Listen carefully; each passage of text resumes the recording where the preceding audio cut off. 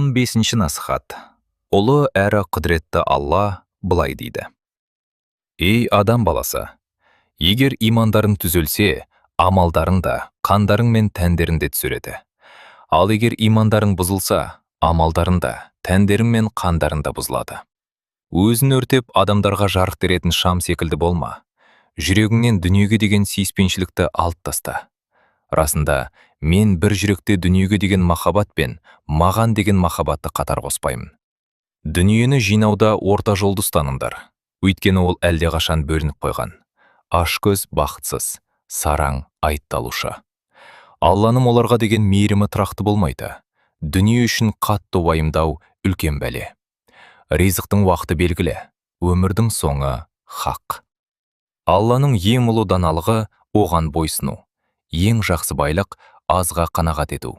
Ең жақсы азық тақуалық. Жүректе болатын ең жақсы нәрсе мық сенім. Ал сендерге берілген нығметтердің ең жақсысы денсаулық.